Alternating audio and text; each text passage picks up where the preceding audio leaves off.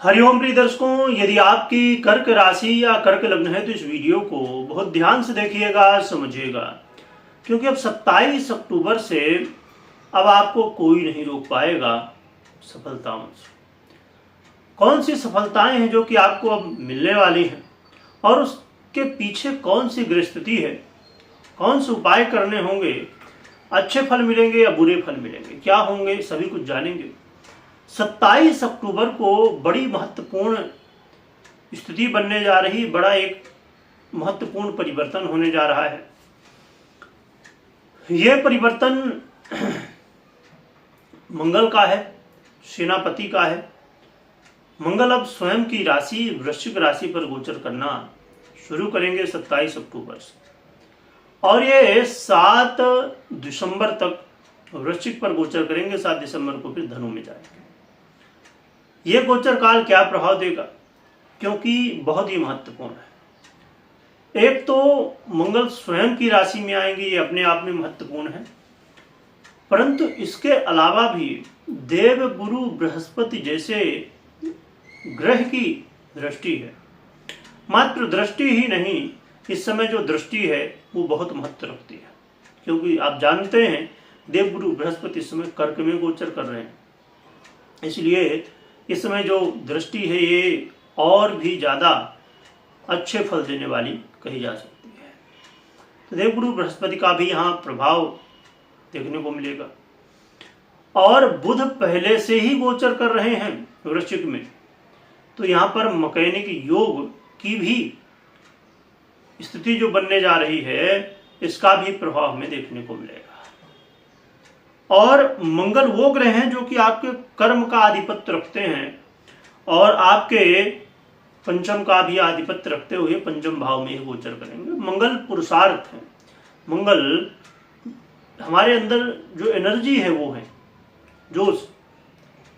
यदि एनर्जी ना हो तो अब कोई बोले अरे प्रिय दर्शकों मंगल ऐसा प्रभाव देंगे। यदि ऐसा बोला जाए तो सीधी सी बात है कि आप कितनी भी महत्वपूर्ण बात हो, जब सुनने में ही प्रभावशाली नहीं होगी तो फिर हम सुनेंगे क्या। इसीलिए मंगल का जो प्रभाव है वो बहुत महत्वपूर्ण है हमारे जीवन में। आइए समझते हैं कि इस स्थिति का क्या प्रभाव होगा, क्योंकि लगातार ये क्रमशः विशाखा, अनुराधा और ज्येष्ठा में गोचर करेंगे। ये 1 तारीख तक अभी विशाखा में है, फिर 1 तारीख को अनुराधा में आ जाएंगे, यानी कि अभी देवगुरु बृहस्पति के नक्षत्र में है, फिर शनि के नक्षत्र में चले जाए, और फिर 19 नवंबर से ये ज्येष्ठा यानी कि बुध के नक्षत्र में चले जाएंगे, फिर 7 तारीख तक 7 दिसंबर तक गोचर करेंगे। तो ये नक्षत्र वाइज देखेंगे तो इसके कुछ अलग ही प्रभाव दिखते हैं। तो हम वृश्चिक के अनुसार समझते हैं कि वृश्चिक में जब गोचर करेंगे तो क्या प्रभाव देंगे। मंगल का ये गोचर काल आपके जीवन में इन्वेस्टमेंट से लाभ दिलाने वाला हो सकता है। अब ऐसा है कि हर व्यक्ति चाहता है कि भाई हम इन्वेस्ट कर लें कहीं ना कहीं। यदि पैसा कमा रहा है जो व्यक्ति, तो यही चाहता है कि यदि हमने पैसा कमाया है, और स्वाभाविक रूप से यदि आपने पैसा कमाया है, मेहनत की है, तो उसे रखने से तो कुछ और लाभ नहीं मिलने वाला है, जो कि चॉइस है अपनी हर व्यक्ति की, परंतु उसे सही जगह में लगाना भी अच्छा माना जाता है। यदि आप इन्वेस्ट करते हैं, शेयर मार्केट से संबंध यदि आप रखते हैं, तो आपको इस समय बेनिफिट होने की संभावनाएं बढ़ जाएंगी। परंतु इतनी ही बात सुन के आपको निर्णय नहीं लेना है। पूरी वीडियो देखिएगा, पूरी बातों को सुनिएगा।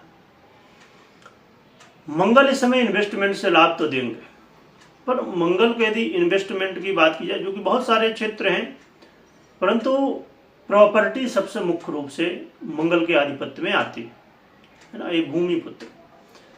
तो यदि आप प्रॉपर्टी वगैरह में इन्वेस्ट करना आपको यदि लगता है ठीक, तो ये आपके लिए एक अवसर हो सकता है। ये गोचर काल विद्यार्थियों के लिए, जो ऐसे विद्यार्थी हैं कि मेहनत करना चाहते हैं, कुछ एक ऐसा मौका मिल जाए जिसमें हम अपने पूर्ण शक्ति का प्रदर्शन कर सकें, तो ये समय है, आपकी जो एनर्जी है, पूरी शक्ति है, वो अब बाहर आएगी और आपको अपने तन मन धन से, पूरे मनोयोग से पढ़ाई में समय देने की आवश्यकता है। तो विद्यार्थियों के लिए भी बहुत अच्छा कहा जाएगा। थोड़ा सा लव पार्टनर को ये ध्यान रखना होगा कि भैया क्रोध वगैरह से बचो।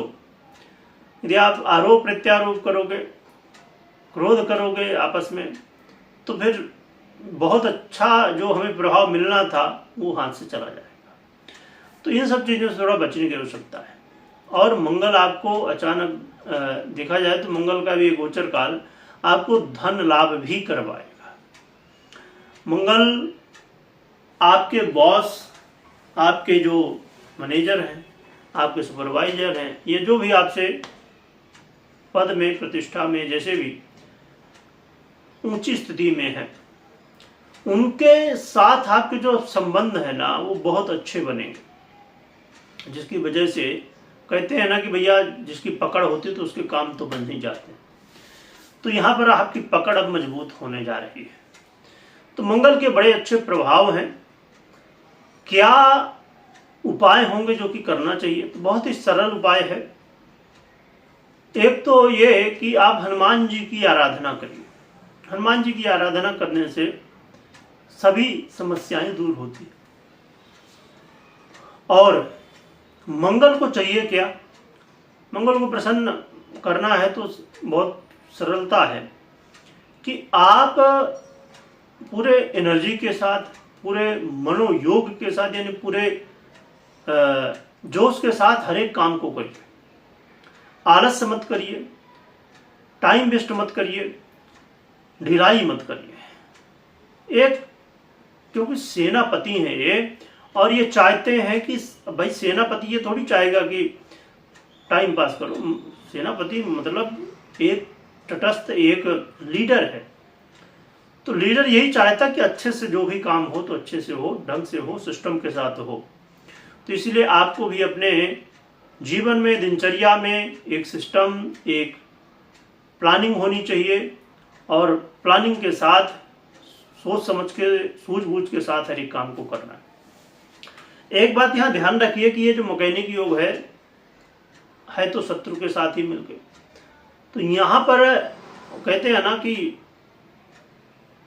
एक समझिए कि लोटा है, उसमें यदि थोड़ा पानी डाल दो ना तो वो फिर आवाज़ करता है, और यदि पानी फुल हो तो फिर आवाज़ नहीं आती।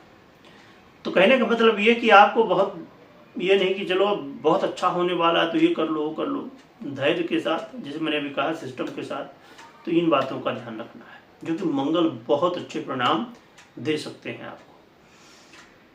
तो हनुमान जी की आराधना करिए, और कभी कोई निर्णय आपको लेना हो तो अपनी पर्सनल कुंडली विश्लेषण के बाद ही निर्णय लीजिए।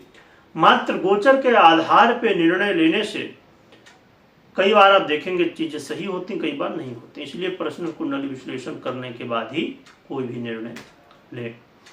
वीडियो देखने के लिए बहुत बहुत धन्यवाद।